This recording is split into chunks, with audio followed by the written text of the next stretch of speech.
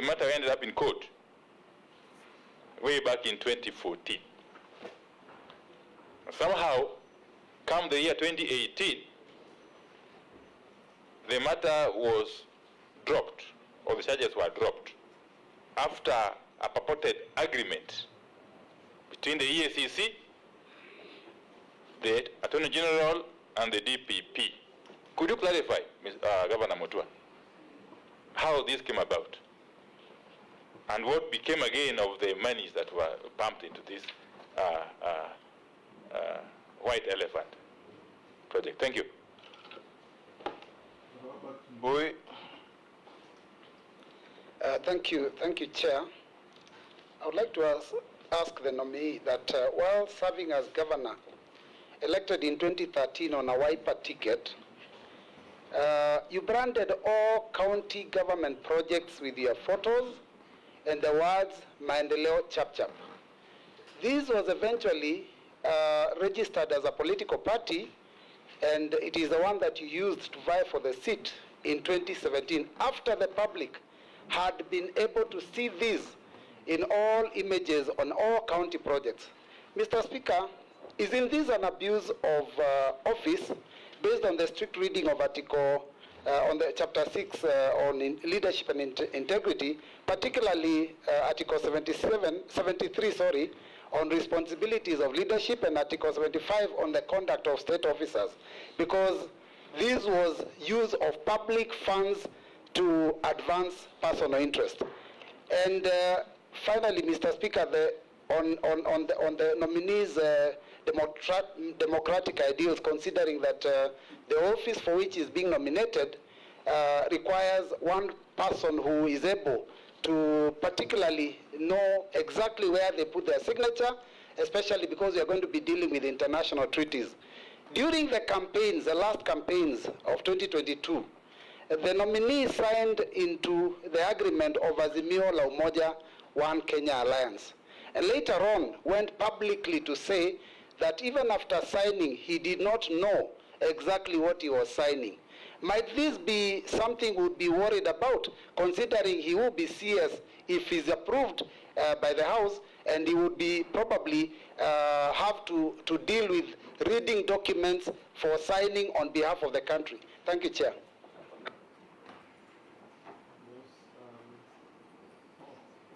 You can answer those, Dr. Mutua. Thank you very much, Take another batch.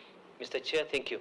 On the issue of the diaspora, Mheshimiwa Gladys Sholei, through Mr. Chair, it is quite unfortunate that as we sit here, Kenyans have died and have been mistreated in some parts of the world where they go to seek employment. It is quite a shame. I found out that we've lost 85 Kenyans in the last 3 months, and about 1,000 have been repatriated, especially from the Kingdom of Saudi Arabia, where they have gone. I've looked into the matter and I've seen systematic failure in systems, from how they are recruited here and how they are led to operate when they get to Saudi Arabia and other places. The Kingdom of Saudi Arabia is a friendly country. We have an embassy there, they have an embassy here. The Kingdom and the government of Saudi Arabia are not involved in this.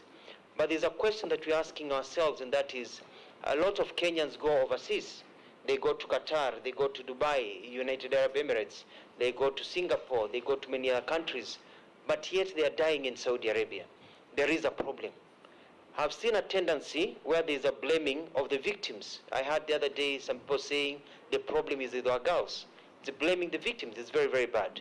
There's a big problem, and if I am cleared and nominated, I'm cleared and then I'm sworn in, I'm going to ensure that we work with the labor team and the labor ministry to ensure there are systems in this country so that we are able to know who really needs to go overseas, how it is done. Are these girls trained? How do they get to go there? When they arrive in Saudi Arabia or other countries, do we monitor where they are, where they live, etc., etc.? I'm going to put stringent measures, and I'm going to make it my first trip overseas, if I'm approved and sworn in, will be to Saudi Arabia and the Gulf area, personally, to take care of this problem. But more so, we have lost 85 girls within the last 3 months. These are Kenyan citizens. These are Kenyans, and their deaths cannot be in vain. I'm going to work with the Minister of Interior. I'm going to work closely with the Saudi Arabian embassy and Saudi Arabian embassy and the government, so that we can even allow our DCI to go to Saudi Arabia with me and investigate each and every death that has occurred, so that each and every person who participated in the death of these girls is brought to book and charged.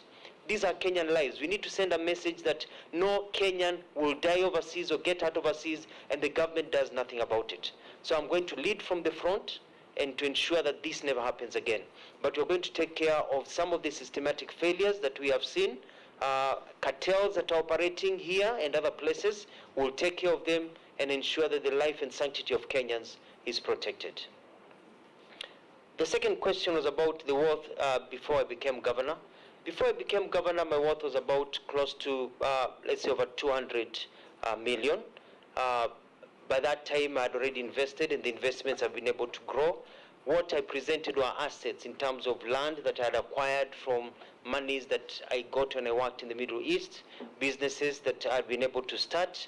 In the form, self-declaration form, I'd also listed a few of the companies that I own, that I'm a shareholder in that list, and that shows my source of income that will be able to continue.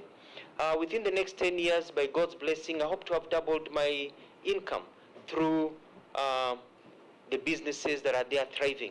As a Minister of Foreign Affairs, I'll not be able to participate in business much. I'll be taking care of, if I'm approved, will be taking care of the foreign interests of this country. But the businesses will take a life of their own. There's a third question about the worrying trend of governors being investigated. I'd like to go through them, Mr. Chair. The first one was about Maruba Dam. I was never questioned or anything brought to me about Maruba Dam. I think there was an investigation. Somebody wrote a petition about it. All I know is that as the Maruba Dam was being scooped, I personally, and I picked the Bible and I swore, I went and I witnessed the works being done of the silting of Maruba Dam. And I think the investigative bodies, if they are investigating, let them do their work and let them charge if there was any mistake that was done. But I know that the work got done. Number two was about Danida. The 50 million being talked about Danida was money that was not properly accounted for, that was moved by some officers in my then government to other uses that were meant to go to health centers and health facilities. These monies were returned. There was a proper audit that was done, and this was corrected. And I even visited the Danida offices, and we had an agreement, and people who were to be surcharged were surcharged, and that was taken care of. On the issue of the 16 vehicles, and I'd like to speak about this, Mr. Chairman, been called a mega scandal. When I became governor, we were given 140 million shillings. And the 140 million shillings were to buy luxury vehicles for governors and the executive.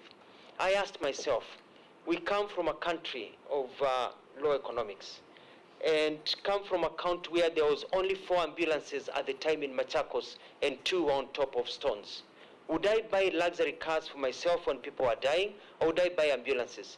So I opted to buy second-hand vehicles. Majority of Kenyans, the hustlers, they buy second-hand vehicles. So I bought 16 second-hand vehicles at a price of 35 million shillings. And I used the rest of the monies to buy 80 ambulances to serve the people of Machakos, so that I could drive. And I drove for 4 years, for about 8 years in Machakos, using a second-hand vehicle as the governor of Machakos, and all my ministers, so that our money can go to serve the people, not to serve the luxuries of Wakubwa. Mr. Chairman, as a result of those ambulances that we bought in Machakos, we've had over 864,000 beneficiaries. We have over 241,000 pregnant mothers have been ferried by those ambulances in Machakos. We have the fastest response time in Africa, second to South Africa, that is Machakos County ambulances. We have 51,122 children were born in those ambulances. In the olden days, children were born in Ukambani called Mwanzia and Zelani because they were born by the side of a road. Nowadays, those names are non-existent during my tenure because people are not born by the side of a road. So we're able to remove that shame. So the mega scandal that was there was that people were dying, mothers were dying because there were no ambulances because of people wanting to have ukubwa, and the rest went down. In terms of the issue of these 16 cases, it went to court, and I was never charged. And it was presented in court. We challenged. We said, why should we be charged for saving money? And eventually, the ESCC and the DPP said, actually, I should not even have been investigated. I should have been given an award. And a consent was written, and it was written clearly that I'll never be investigated of those charges because no money was lost. Did the award arrive? Through the blessings of God. And lastly, there's a question, Mr. Chairman, about branding Maendeleo Chap Chap. Maendeleo Chap Chap was my slogan, which I came up with as soon as I was sworn in. And so it was not a political party. And so we branded Maendeleo Chap Chap as a slogan to tell the people of Machakos that we want to do things in a chap-chap manner. We're able to build a stadium in 4 weeks that is now FIFA approved. We build a people's park. We build a road that is existing between Makutano Mamwala and Kidimani, 33 kilometers in 3 months. We broke the world record. Maendeleo Chap-Chap to serve the people of Machakos and the people of Kenya to show that it is possible. Later on, when Wiper Party and I fell apart, as it is in politics that happens, people say that I should have a party called Maendeleo Chap Chap because that is what I embodied. So that is how the transition went into. It was not branding for a party. It started on day one as a Wiper governor at the time. Lastly, I was asked a question about appending my signature, about what you do not know. I don't want to go back to the games and the tricks that were played during the Azimio times when we joined, because even the Wiper leader, His Excellency Kalonzo Musyoka, said he signed what he did not know. And it's not that we signed what we did not know. Point of order, Chair. We had not seen. Point of order, Chair. Yes. Chair, I would like to ask the nominee to kindly restrict himself to the questions and not to address matters that are not have not been brought, because the party leader of Wiper is not a nominee and is not one of the people that is being vetted. Many people say they didn't know. Let him answer the question I want for to himself. repeat what I said. Let's ask questions and answer them without veering off into any parochial politics. We want to deal with issues that are asked. Let's go on. Well guided, Mr. Chairman. I withdraw. And what happened, and I don't want to go into that history, it's been overtaken by events, is that we signed a document in good faith. And what was attached to that document is not what we were shown. It was totally different. What was deposited at the registrar of political parties, when we later found out, was a different document than the one that we had actually signed, what we called Utapeli, which was one of the reasons that I chose to leave Azimio, because I saw deceit and I could not really match what was happening. And I don't believe it was the entire Azimio. I think it was a few people who were playing games and were ruining it for the whole of the Azimio team that was really committed to fostering ahead. Thank you, Mr. Chairman. Yes, Honorable Junet Owen Bayer, I'll give to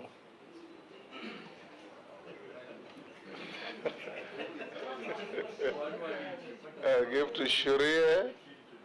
After Shurie, I'll give to Mishibogo.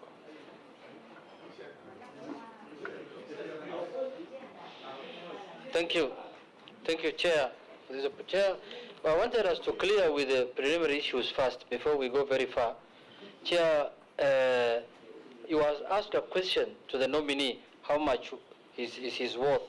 Then he told you 420 million.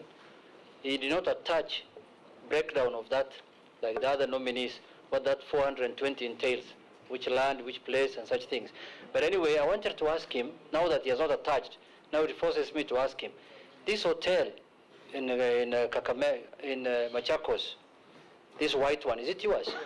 A&L, yes. Even I had lunch with you one time there. Just for that. Is it yours? During your Azimio days? During the whole good days. Is it yours, your nominee? Yes or no? Just ask. No, I want, because it will inform your chairman my next question. If he says no, I don't need to proceed with it. Is it yours? Yeah. Yes, it is my hotel, built with a loan. Thank you very much. Thank you.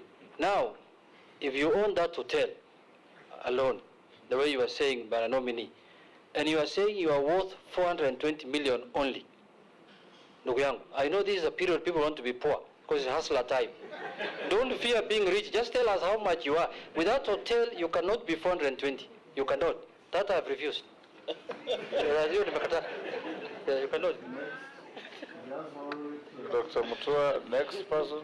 Thank you very much, Chairman. One of the key roles of a Foreign Affairs Minister, and in addition, you've been given the docket of looking at our missions abroad, is we have weak missions as a country. Weak missions because the attacheship that used to be there, used to have trade attaches, tourism attaches, educational attaches. In our mission is to strengthen them, and they'll discharge their mandate very well. Today, if you go to our missions, you realize that they're very skeletal. And the work that is being done there, probably those people stay there to drink tea and mandazi only. But there isn't much work that they are doing. One of the areas that has suffered is tourism. Kenya used to be the foreign exchange earner in this country. The highest was tourism. The numbers were growing every day and were very good. But since these missions kind of thinned and these missions stopped doing the work that they were meant to do, tourism has gone down. I come from a very tourism-rich area, but we have suffered heavily in terms of numbers and income because the missions abroad have been weak. How, therefore, will you, as if you are confirmed as minister, strengthen Kenyan missions abroad and actually give Kenya the much-needed foreign exchange that would come through tourism? That is my first question. Secondly, Mr. Speaker, I have particular interest in the missions in Italy, where a bulk of the tourists that come from coast come from. There has been a complaint that we only have a mission in Rome, and yet a lot of the dealings are in Milan. How are you going to help the Kenyans that live in the other parts of Italy actually access mission services easily instead of having to travel all the way to Rome? I thank you. Next. Thank you, Mr. Speaker. And when a nominee, I want to get your take on this. If you get approved, you'll be going to a ministry that has a lot of civil servants who tend to be overlooked when appointments for high commissioners and ambassadors are appointed. Would you consider creating a quota system so that there's a certain number of professionals from the ministry get appointed so that they don't get demoralized, and another quota for other Kenyans? Thank you, Mr. Speaker. Mishi, the Honorable. Asante Mheshimiwa Spika. Mheshimiwa Spika, Kenya sasa imekuwa mwanachama katika Baraza la Kiulimwengu katika mambo ya usalama na amani. Swali langu ni kwamba hivi sasa tunasikia kuna vita vya Urusi na Ukraine, na hivi sasa bei za bidhaa zimepanda sana hapa Kenya, kama bidhaa ya unga, bidhaa ya mafuta, na sana sana tunasikia ya kwamba sababu ni kwa sababu ya vita vya Urusi na Ukraine. Je, sisi kama taifa ama kwa mfano utakapopata wizara hii na kupitia serikali ya Kenya Kwanza, muna mikakati gani mkiwa wanachama katika baraza hili la kiulimwengu la usalama mtafanya kuhakikisha kwamba kumekuwa na amani ya kitaifa na kumekuwa na usalama ili hali ya kawaida iweze kurudi na Wakenya wengi ambao ni maskini kuweza kujimudu kununua bidhaa ambazo ni muhimu sana za kimsingi.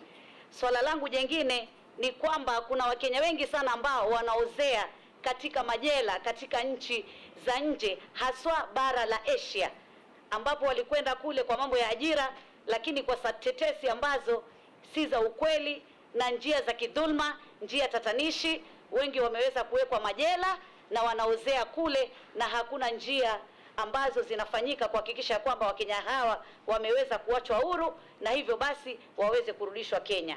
Asante Mheshimiwa Spika. Dr. Mutua. Thank you, sir. Mr. Chairman, the hotel that in Machakos, I talk about the worth of the hotel because it is still under ownership of, it is on loan. So when you own something that is under huge credit, it's very hard to say that it is yours unless you've cleared the credit. And that is why the cost of my value in the hotel is much, much less than I would like it to be. Hopefully one day in 10 years time when I own it 100%, then my value will be able to rise. Very good question, Mr. Chairman. The second question by Mheshimiwa Wenbaya through you, Mr. Chairman, is about the diaspora. Yes, it is true we've got very weak missions. And this is a trend that has gone on for a long time. In the last few weeks, I've spent some time investigating how it is. Having been living overseas, we find that we really do not have attachés, we don't have office workers in our ministry, in our missions, because of budgetary cuts. The budget that is given, and then you look at how the shilling has depreciated over time, we really cannot afford to have our officers serving our people in our high commissions and our embassies. So one of the things that I'll do if I'm confirmed and appointed and sworn in will be to come to Parliament, to the relevant committees, the Defense, Intelligence and Foreign Relations Committee, and also the Diaspora Affairs and Migrant Workers Select Committee, and push for a budgetary increase. It is quite a shame, Mr. Chairman, I shouldn't say this on here, but it's good for people to know that some of our embassies are so dilapidated that it is a shame when the ambassadors receive guests, they can't take them through some corridors, they take them through the back door because they have not been able to even paint the walls because of lack of budgetary support. One of the things that we need to do is that we need to use our embassies as offices to make money. We are moving from aid to trade. And to make money, you need to look like you don't need the money. You need to bring people there who you can convince. You need to bring investors. We need to have people who will be able to tour these countries and bring investments to this country. So we'll need proper funding of our embassies and high commissions. It is not wasted money. It is an investment, and that will be able to bear fruits. More so, especially even in tourism. You cannot get tourism without marketing. There's competition. Other countries are putting major advertisements all over the world. You go to these countries, they are going to fairs and everything. At times, our High Commission and embassies do not have money for fuel, for their vehicles to actually even go across town. So where will they go to actually market our country in a fair to bring tourists? So there's been a trend of reducing the monies given to foreign affairs, and I hope this will be able to change because we're able to show that any money plugged in will be recovered 100 times fold. So I feel the pain, and which is a real pain. There was a question that was also asked about Italy and about different missions, and they're the same point. We'd like to be able to open, and our strength as a country also lies in how our footprint in the world. And yes, Rome, we need a consulate or embassy in Milan. You look at, for example, China, with over 1.5, 1.6 billion people. We only have one embassy in Beijing covering a large country that's like a continent. We need a mission in Guangzhou where there are very many Kenyans, so we can tap into manufacturing and some of these issues. You look at even in South America, yes, we have embassy in Brazil, but that's covering 450 million people. We need to bring trade. It is a shame that in a country like Brazil with 250 million people, it's the 12th largest GDP, with the 12th largest GDP in the world, that the value of goods that we sell to Brazil currently is zero, because there's nobody marketing it. So we need really to improve and really market our goods. Kenya Kwanza government is talking about value addition. He's talking about creating markets, being able to sell our goods overseas. But where will they sell the goods? The goods will only be sold if the markets are found by the officers in the foreign and emissions. This third question is about civil servants, balance between political and professionals. And I do agree of a quota system.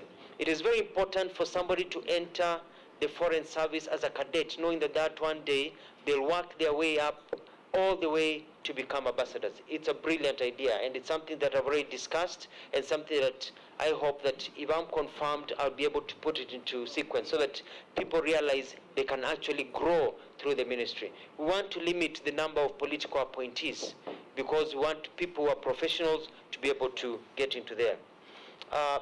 Basi swali la mwisho ni kuhusu salama na amani, kuhusu swali muuliza kuhusu vita vya Ukraine na Urusi na umoja wa kimataifa. Sisi kama nchi ya Kenya tumeshiriki sana. Tulikuwa kule New York ambapo kuna mswada uliletwa katika ile tume kuu la wanaita la kimataifa la mambo ya usalama, na tukaweza kupiga kura tukisema kwamba hatutaki vita hivi viweze kuendelea. Sisi kama nchi ambao mkakati yetu ya mambo ya usalama, mambo ya kimataifa ni kusema kwamba tunashirikiana na nchi zote. Urusi ni rafiki wetu, Ukraine rafiki wetu, tunawahitaji, tunaongea nao. Tayari tumeongea na nchi ya Urusi, tumeongea na nchi ya Ukraine kwa kidiplomasia, tukaambia kwamba tuachane na vita, tuachane mikakati ya kuweza kuvamia nchi zingine ndio tuwe na amani. Lazima tucheze kidiplomasia, lakini pia tumesema kama nchi yetu ya Kenya hatutaki kuona nchi nyingine ikivamiwa na nchi nyingine, kwa sababu inakiuka ile mikakati yetu ambayo tumeiweka katika uhusiano wetu wa mambo ya kimataifa.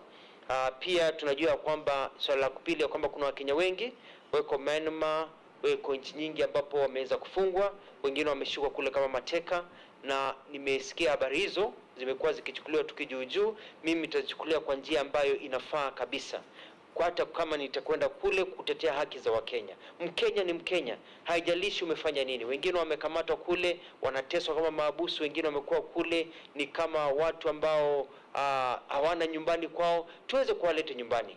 Tayari tumewaleta kadhaa nyumbani, tunataka kuwaleta watoto wetu nyumbani wafike hapa. Wengine wanadanganywa wanapotea. Tunataka kuambia kwamba wananchi ambao na watu ambao wanawajali. Asante. Thank you, Mr. Chairman. Yes, the next batch. The Honorable Amisi, the Honorable Mule, the Honorable Ferdinand, the Honorable Daud. Thank you, Chair. And because I've been magnanimous enough before, allow me to ask two questions. No, one. Okay, I'll stick to that. Chair, to the nominee, labor migration as presented as a new frontier to the labor market. A country like Philippines, 40% of the GDP is from foreign remittance. Whatever Philippines has, I think Kenya has more. Where do we go wrong? How will you be able to work together in synergy with the Ministry of Labor? Because we always blame the Ministry of Labor, but we ask ourselves, how do our workers travel if you are not aware? So in the Ministry of Foreign Affairs, how are you going to leverage on this so that Kenyans still gain much from labor migration? Because as a country, we do not have natural resources as much. We don't have the natural gas, we don't have the petroleum, we don't have mineral fossils. So we must look at other areas of diversifying our economy. Dubai, United Arab Emirates, decided to diversify from oil when oil was diminishing. Now it made Dubai a center of attraction to get from the global flow of income. It's now a center of interest of the whole world. As a country, I believe we must now get to diversify our economy, and we stop asking ourselves, we are reducing 300 billion from our budget. The next president will come and tell us he's reducing 1 trillion. So we are going to become, our policies is about how to make us more poor. and not what can we increase our budget. So that is the threat I see to this country. We are discussing now on how to reduce the budget instead of how we are increasing. And if we don't diversify our economy, and you are at the center of foreign, we need to know what are we selling to the world. You cannot be rich if you are not selling to the world. What are you going to help this country become rich?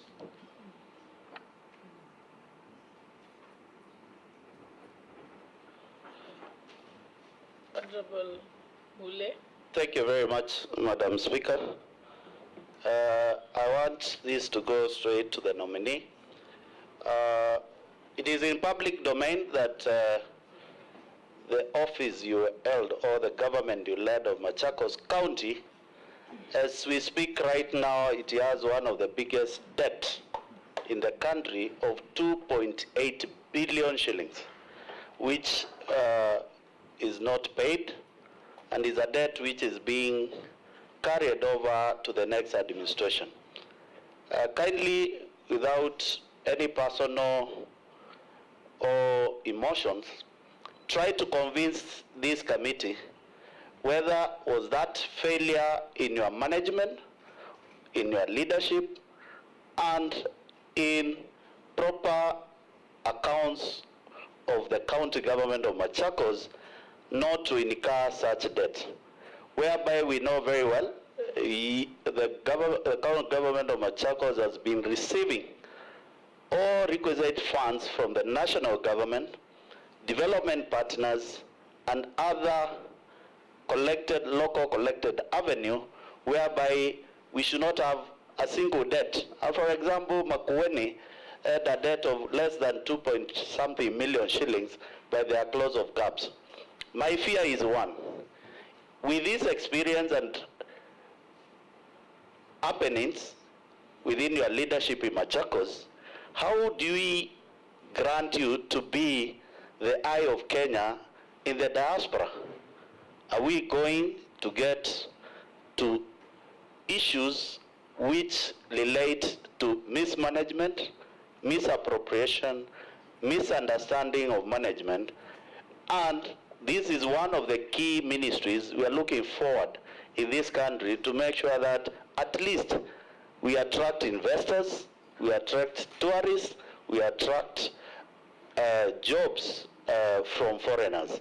I want to be convinced and convince this committee, are you really suitable for this position with the history I've given for Machakos, with a debt which has been calculated by the Auditor General of 2.8 billion shillings, unpaid, contractors unpaid, services unpaid.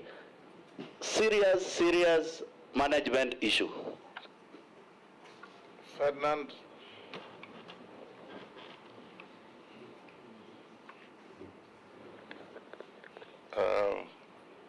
May I ask you this question? I'm one of the victims of the people who went to Middle East. And you said if you become the Minister for Foreign Affairs, you will go to Middle East. I think the problem here are the so-called cartels here and in the Middle East. Our people leave this place, and as soon as they get to Middle East, their passports are taken. And, you know, they move from one house to the other, one house to the other. So I think what you do is basically tell us what you do with the cartels that are exporting our people to that place. As I'm talking to you, I have a cousin of mine whose body is lying in the Middle East. Secondly, on a different subject, Mr. Speaker, I wanted to find out what's happened to the visa. You know, the countries that they're so-called very friendly to us, when they come here, we have no problem. But when you want to get a visa going to some of these countries, including a neighboring country like South Africa, it takes such a long time to get a visa. Sometimes you don't even get a visa. And some people even end up being stranded at the airport because they get there and there's nothing. They can't go back. They can't come. And so they spend 2, 3, 4 days, imagine, at the airports. So what are you going to do about that? Thank you. Thank you, Chair. Thank you, Chair. Dr. Mutua, I would want to ask you one or two questions.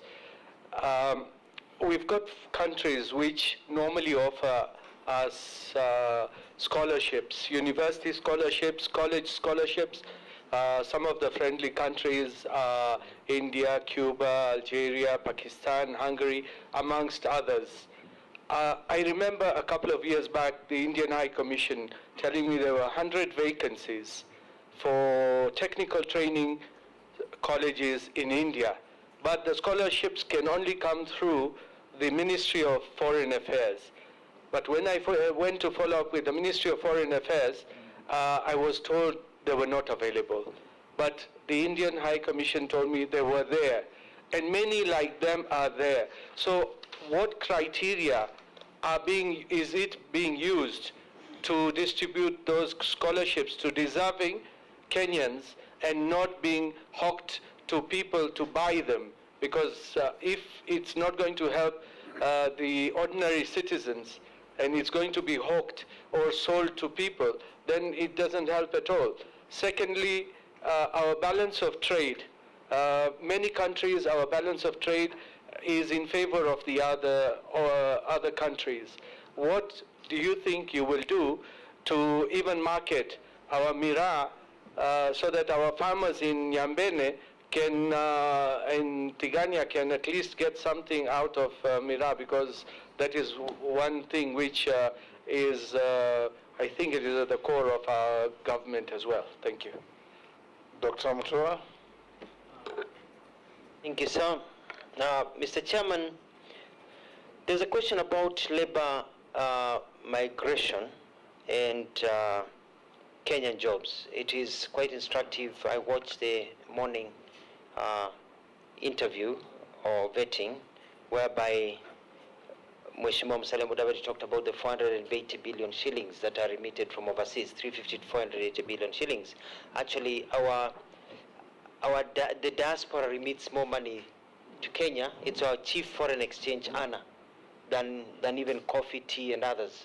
And we'd like to grow this, but need to be done in a very, very organized place. And so it is important for us to take advantage of this. There is no system as there is in Philippines, for example, whereby the government goes out to teach people how to look for jobs overseas and also train them and give them opportunities to find jobs. So if I am confirmed, I'm going to set up a unit in the ministry to teach Kenyans and also guide Kenyans on how to secure jobs overseas. How do you qualify for a job overseas? How do you become competitive? Because Kenyans are very bright. Kenyans are very well educated, they are very good, they can get jobs and they can remit money, but they have not been given an opportunity and shown. I'm also going to ask our embassies to be telling us, so we can tell Kenyans and publish widely, of opportunities that Kenyans can be able to look at and be able to go into the private sector, but also more so into the United Nations and other international bodies, so that Kenyans are also over there. One of the things that we'd like to do is also, we'd like to get our Kenyans overseas to save, because they're remitting a lot of money. Our president has been talking about Kenyan saving. We'd like to also get our Kenyans overseas to also save. Let them save here so that we can be able to borrow that money that is saved here or use that money.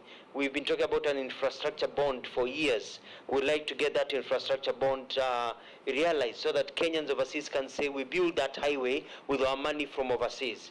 We also want to set up a network so that when you send your money here, you know the money is being used for the right use as a member of the diaspora. The second question was about the pending bills by Mheshimiwa Mule, Mr. Chairman, through you.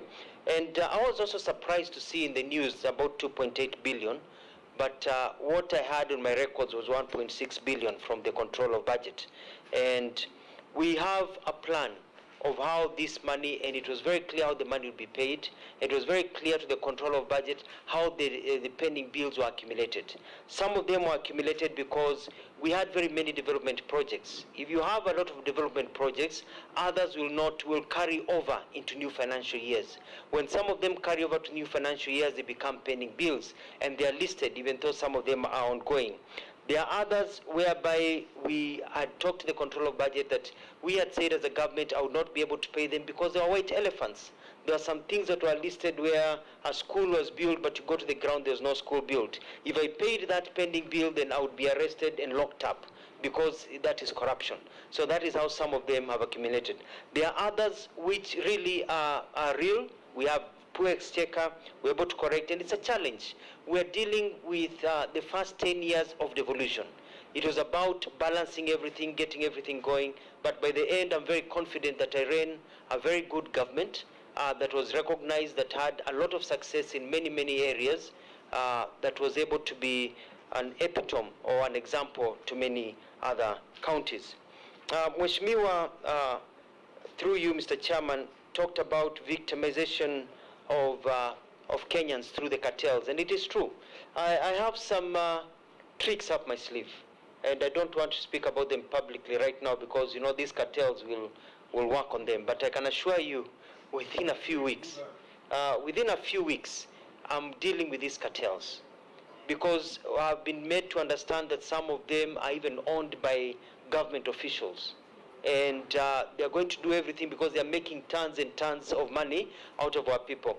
And some of the things that we want to do is that it's a clear recording. If you're going to send our kids overseas for work, you need to have a record of who you are sending. You need clearance by the foreign ministry, not only by the labor ministry. And when they arrive in that other country, we like to get within 2 weeks to know which home they are domiciled and where they are working. If we don't get that list, then that organization will not be allowed to send any other person to that country ever again until that is met. Furthermore, it is the right of every Kenyan to bear their own passport upon themselves. And we are going to tell the Kingdom of Saudi Arabia that the Kenyan passport belongs to the Kenyan. And you only surrender your passport if you're getting a visa and others. You cannot surrender your passport because you're working. And if they can't agree for Kenyans to keep their passports among themselves, let's go to other countries. We don't have to go there and be slaves because they take our passports and we can't even travel anywhere. So we are going to ensure some of these things are not taken for granted. It's all about the government putting down its foot and saying, we are friendly nations, let's treat our people with respect. Mr. Chairman, the question about the Kenyan visas, and this goes hand in hand with the strength of the Kenyan passport. If you go to Google, you'll find that our Kenyan passport is number 75 in terms of the countries, in terms of its strength. This is because we are not really, our passport is not very strong. We can't go to many countries without visas. One of the things that I want to do, if I'm confirmed and sworn in, is to ensure that we get bilateral agreements with many countries signed, so that we can have reciprocal, so that Kenyans do not need a visa to go to some countries. Most of the time, these countries put what in Swahili we call vikwazos, because they believe that Kenyans will be going there, misbehaving and not coming back. But with the plan of President Ruto to grow the economy from the bottom up, Kenyans will not have a reason to flee their country. There will be opportunities for people to go, trade, and come back home. The other thing is also to look at some of the agreements that are sitting in Parliament that we're going to bring. For example, there's an MOU between the United States and the Kenyan government to quicken how Kenyans get visas to the United States, but it has sat in Parliament for a while. I'm going to fast track it so that it is approved, and it is so we can sign some of these agreements and many treaties that will strengthen our passport. I also would like to, if confirmed, is to introduce what is called a service passport for senior public government officials, so that there is a diplomatic passport, there's a regular passport, and also a service passport. This is done by many countries, so that our senior government officials have a service passport that enables them to get visas in a faster way to be able to go and carry out their duties, which may not per se be diplomatic, but they're able to carry out their duties. It will put less pressure on the diplomatic passport, and also it will ensure that our passport gets a better ranking at the end, so that the Mamambogas and others can also be able to go to many countries without having to go for a visa. The Mheshimiwa, through you, Mr. Chairman, Dawood asked about scholarships. Very, very important. And this is because of lack of follow-up. I've noticed that there are very, very many treaties, agreements, follow-up of meetings that have really not taken root. One of the things that I plan to do, if I'm confirmed and sworn in, is to ensure that there is a person sitting in the Ministry of Foreign Affairs with direct linkages to every other ministry. Because we want to go trade, but we also look at these specific scholarships to other places. We want to be able to announce these scholarships to the public.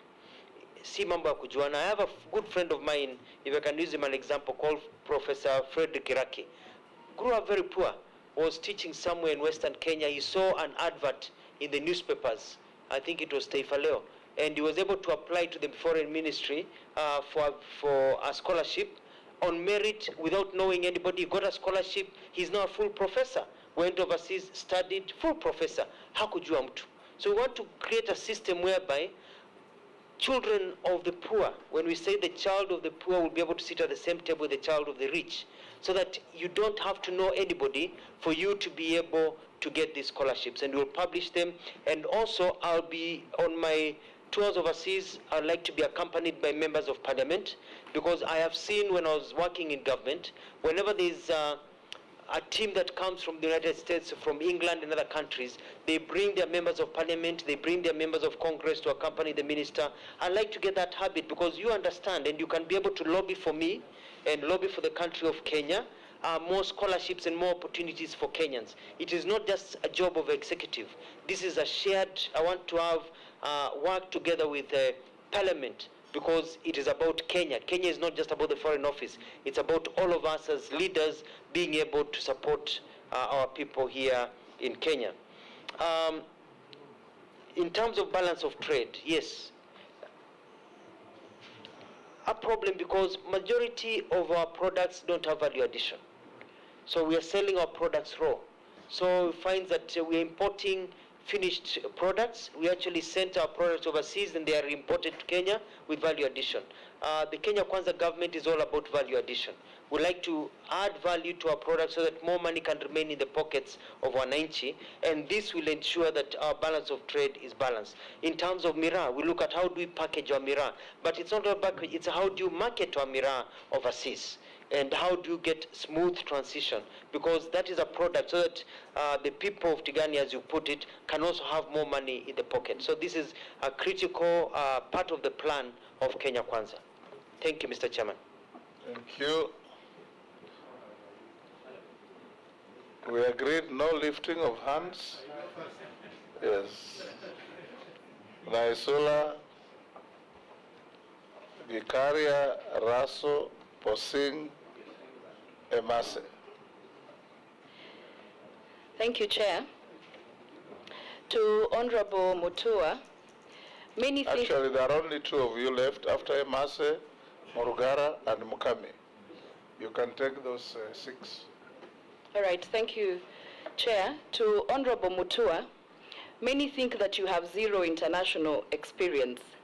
What are your views on self-determination in relation to this nomination? Is self-determination real or a mirage? And whether experience actually matters? And the second question, in your view, what new roles will the State Department of Diaspora Affairs do that the existing government structures don't do or will not do? Remembering that in the Kenya Kwanza manifesto, it was actually to be a ministry. What issues do you think will need to be handled under the Diaspora Affairs docket? Thank you. Next. Thank you, Chair. Maybe, Chair, at some point in Parliament, at some time, I think you'll need to give a ruling as to whether this aspect of the domestic workers out of the country, whether it is a foreign affair matter or it's a labor, or sometimes we leave it to labor and maybe it is foreign, or it's the two of them. And I think your direction will really give us some answers to this. It is cross-cutting. They live here under labor. Correct. They're out there under foreign. Mm-hmm. So I think when they are addressing that, then it's a cross-cutting issue that maybe the two ministries need to work. The government has collective responsibility, and the minister, if approved, may wish to work very closely with labor to ensure that they synchronize the process and continue monitoring and managing our Kenyans out there. Thank you, Speaker. And I also want to thank the nominee. You know, he has actually specified, specifically which some of these countries are. You know, the issue has also been generalized, but now when it comes with a particular area that is bringing this problem, then I think it is important. He also mentioned that he wants some of these properties that he has is out of the income he earned when he worked in the Middle East, if I heard him correctly. Maybe he needs to give us an experience of then and what is happening now. But the very last one, Honorable Chair, is about the questionnaire, number 27. And I had the nominee giving us a very emotive and very, you could feel where he has come from and the assistance that he got when he was rising and through his education and missing out to school because of school fees. But Honorable Chair, if you look at number 27 in the pro bono charity work, donation to charity and things, he writes not applicable. Honorable Chair. Ask him a question. How then could you have benefited from well-wishers and good Samaritan, and yet in your tenure, you're not giving back? Thank you, Chair. Thank you, Mr. Chairman, through you. Yes. Okay. Thank you, Chairman. Dr. Mutua, if Parliament will approve your nomination, you will actually be the #2 diplomat for Kenya. And the ministry that you will be heading is the face of Kenya out there. In the last Parliament, we passed the Act, that is the Foreign Service Act. And our foreign policy is anchored on economic, cultural, environmental, and diaspora. Now, from your last job, you have been the governor for Machakos for 10 years. I think it's not a mean feat. It means the people of Machakos saw that you are doing certain things right, maybe not 100%. So my question is, what is the new thinking or new initiative that you are likely to bring to the Ministry of Foreign Affairs so that it can grow on the pillars around which the Kenyan foreign policy is anchored? Thank you, Chair. Thank you. Honorable Gikaria, switch off your mic, please. Sorry. Thank you, Chair, and through you. Mr. Speaker, Ministry of Foreign Affairs, as said by Honorable Raso, is actually the face of Kenya outside there. And by so doing, Honorable Speaker and Chair, it is one of the most prestigious ministries to work in. I have assessed, Honorable Chair, and I want to ask if the nominee is approved by this committee and finally the House, to go and do audit of small communities. Now they come from Kenya Kwanza, which is bottom up economically. I want him also, when he's going there, to look at the bottom up community, so that to see, actually, is foreign affairs first of Kenya. It may be first of Kenya outside there. What about at home? And I want you to be very specific to some of these small communities, including Pokot community. How many are they in the Ministry of Foreign Affairs? And I'm taking an example. I'm not saying only Pokot, maybe Pokomo or elsewhere in this country. How many are there in the ministry? So that at least you, as Honorable Garia says, you bring real change if you are approved by this parliament, so that the face of Kenya does not become face of Kenya outside there as ministry, but at home is face of some few communities. Thank you, Speaker. My turn. Thank you, Chair. Yes. My question is to the nominee. Why do you think you are the best fit for this position? What is it that you're going to do differently? And I was also looking at the ministry itself. We do have the returning diplomats. You know, we take these individuals out there and they come back with a lot of skills, global experience. What are you going to do in terms of developing and retaining this talent and making good use of these individuals when they return, probably by making sure that they are, reassigned responsibilities or deployed to other ministries or boards where they can add more value and contribute towards the development of this country. Thank you. Thank you, Mr. Chairman. To the nominee. Initially, agriculture was the largest foreign exchange earner. I think later it was overtaken by tourism, and now it's been overtaken by diaspora. And with the continuation of what is happening out there, especially to our labor force, that may also go.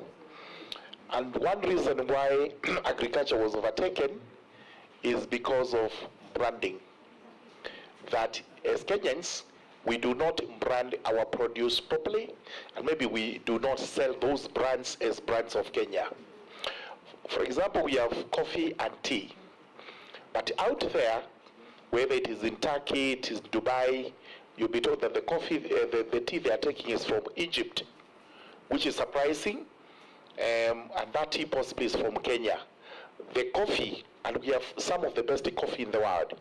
You're told it's Brazil or Thailand or from wherever. As the Minister for Foreign Affairs, I think you're going to be the driver of the policy brand Kenya. How do you propose to work with the Ministry of Trade so that this is realized and we are able to add more foreign exchange and as a result grow the economy as we intend to do? Kami? Our nominee, I have one question for you regarding the visas. Kenyans have complained about the amount of time and resources spent when trying to obtain visas to visit countries that we enjoy cordial relationships with, such as South Africa, America, UK. The nationals of this country do not suffer the same inconvenience, and some even get visas on arrival. What will your ministry do to address this concern? Because it's a tall order. Yes, Dr. Mutua, answer those 7 questions, or the 6. Thank you, Mr. Chairman.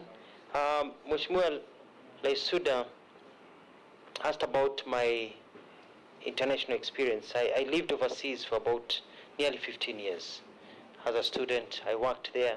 I know how life is. I've interacted with foreigners. And so I have a knowledge. When I was government spokesperson, my matters were not just local, but also dealt with a lot of international issues through the cabinet office. And the whole issue of self-determination is quite important. And, as a policy in Kenya, our foreign policy believes in that every country has a right to self-determination. Every country has a right to enjoy its freedoms without being attacked by another country. And we want to be able to be seen as a solid country that has a foreign policy that does not keep on shifting with the wind. So we are quite solid about how we do things. Because of living overseas also with the diaspora, I'm quite aware of the challenges of the diaspora. I know that the National Diaspora Council of Kenya has never been operationalized. That is one of the first things that if I'm approved and sworn in that I will do. I want to enter into a discussion with the United Kingdom, with the United States and other countries, where we've got a lot of Kenyans went there, fell out of status, they're hiding, they don't have status, they can't come back home, to see ways of waiving the problems they faced without them being deported, so they can get waivers, so they can leave and get legalized where they are, so they can be able to contribute very, very well to this country. We're looking at being able also to sign more MOUs that will be able to help the diaspora be able to work very well between us and then the banking field and others as we continue. So I feel that I'm quite prepared in terms of my personal experience and experience working in government for over 20 years. The second question is about the foreign affairs and issues which, Mr. Chairman, you're able to answer very well about the cross-cutting issues between Labour. But we'd like to make it very clear that if I'm approved and sworn in, issues of Kenyans overseas will fall in the Ministry of Foreign Affairs. I think Foreign Affairs has been passing the buck a lot to the Ministry of Labour. But Ministry of Labour will also have to get its act together. And because Kenya Kwanza, we are a team, we'll be able to work as a team to harmonize, so that even though there's processing done and approvals, we're working hand in hand. But when Kenyans are overseas, working overseas, I don't want them to go to any embassy and being told this is not a foreign affairs issue, this is a labor issue, Ministry of Labor issue.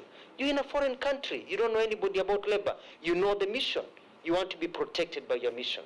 I want people to be proud of the country they come from and to know that their country has their back day and night at every single time. There was the issue about the properties, yes, in the questionnaire. As a Christian, the Bible says that when you give with your left hand, your right hand should not know what you've been giving. A lot of my pro bono work and the work that I've been doing through the church.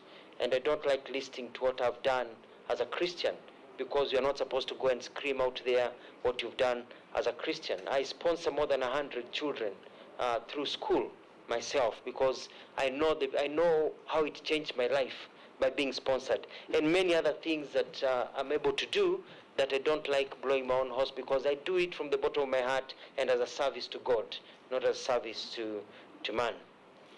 There is a third question about being the #2 diplomat for Kenya, and the Foreign Service Act, and the whole issue of the economic culture and trade. We're moving. You know, one of the reasons that Kenya is looked down upon even with visas is because we're a poor economy.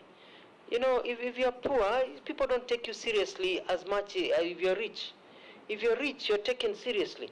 And the whole idea is to make our country rich. We want people to know that Kenya can be a land of opportunity. And my job will be able to do what I can. For example, my dream and I would like to work with members of parliament and governors so that I could go out there with my ambassadors if I am approved, and we say as a country that we are going to bring to every county a new factory that will be able to provide jobs to our Kenyans and grow the economy, so that we can all grow and make money. Because at the end of the day, it's all about money in the pocket. And we want our people to have more money in the pocket. And that's one of the things that we've said as a government that we would like to be able to do. Mr. Chairman, the other question was about the audit of small communities. I have to admit, Mr. Chairman, that I was flabbergasted, awed, shocked, amazed, confused when I looked at the list of recent appointments and other appointments to the senior levels in the Ministry of Foreign Affairs. It clearly does not represent the balance of the face of Kenya. This with be able to advise the president so we can be able to correct this. Every Kenyan needs to know they have a place in their government. And we are going to make sure that every Kenyan, regardless of where you are born, regardless of who your parents are, regardless of which corner you come from, you feel that you can participate in nation building in the various government departments. And I believe this is what our president is all about. And also to look at issues of skill-based. We want people who are skilled to know that you can work hard, you can be chap-chap, and be able to move up the ladder, so that it's not skewed about who is knowing who. For example, there's the issue about postings in the ministry. We need to make it public. You know, now it's a hidden secret.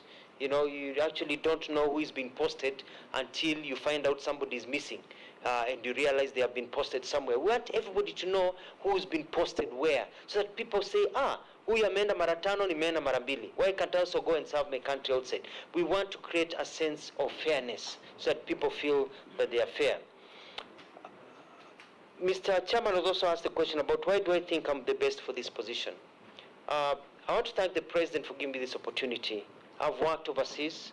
I have studied communication, and diplomacy is my second nature. As a government spokesperson, I was able to interact with any people, and I know what it takes.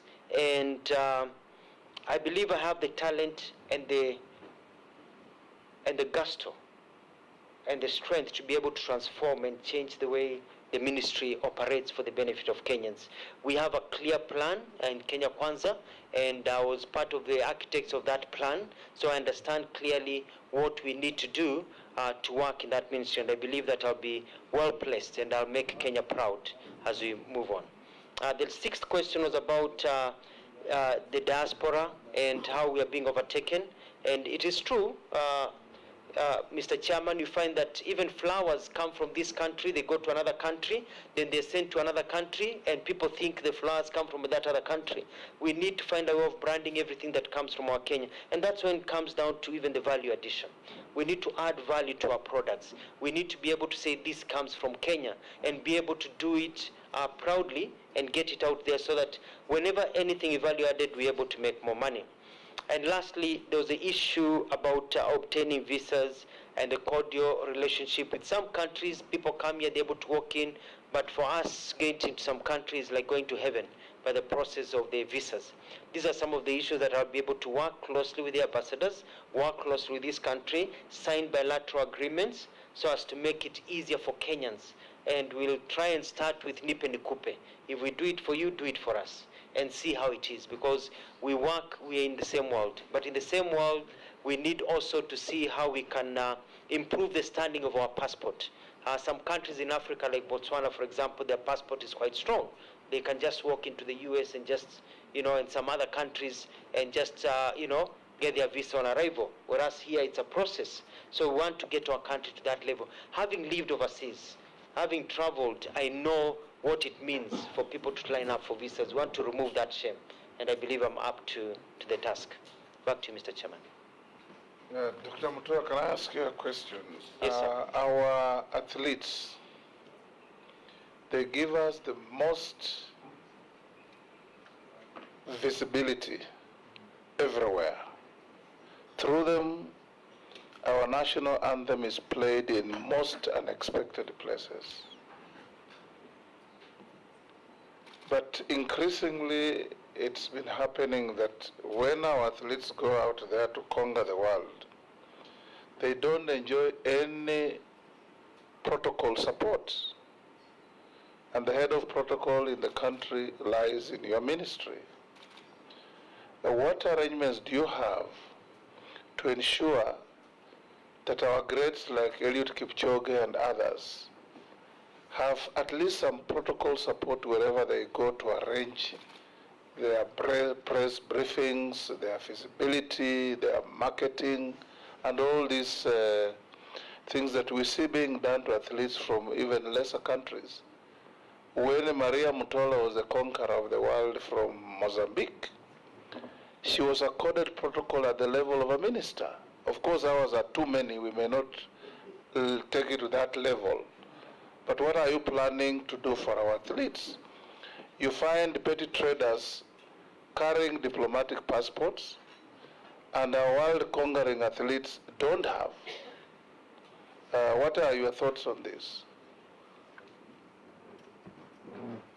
Thank you, Mr. Chairman. A very good question.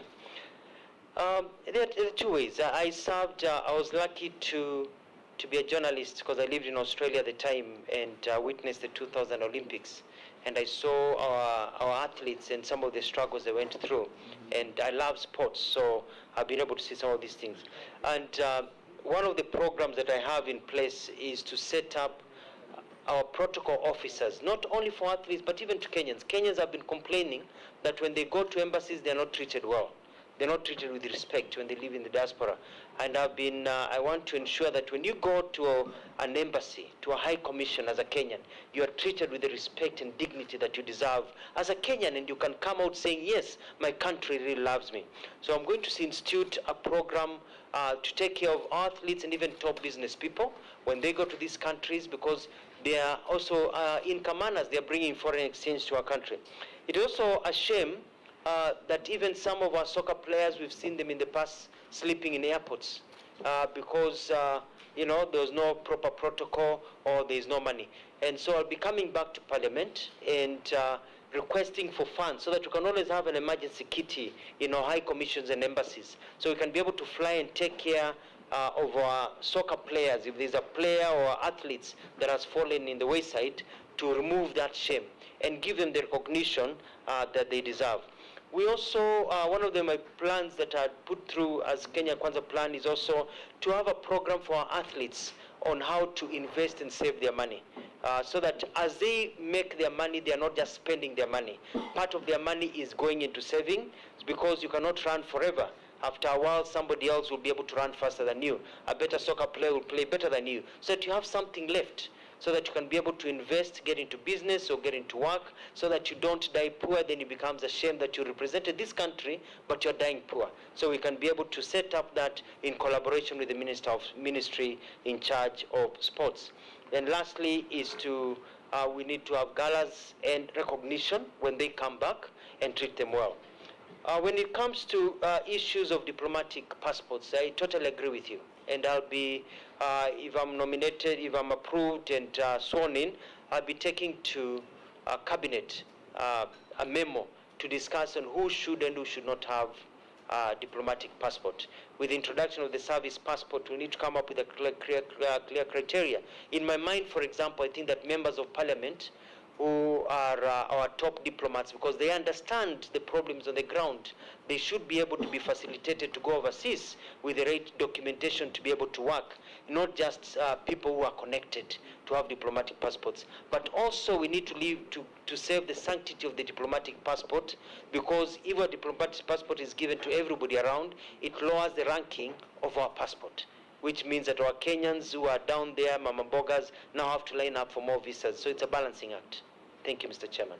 Thank you, Dr. Mutua. Now we're coming to an end of your hearings. I give you 3 minutes to tell us your wish. Thank you, Mr. Chairman, and I want to thank the committee, and I want to thank the members for the very, very insightful questions that they have been able to ask me, and I hope I've been able to answer them. And I humbly request you to update, and that is where I'm coming in. In terms of diaspora, I'm going to fight for the rights of diaspora. Having been in the diaspora myself, understand the pains, I'll be able to work on those things. Marketing Kenya is very important.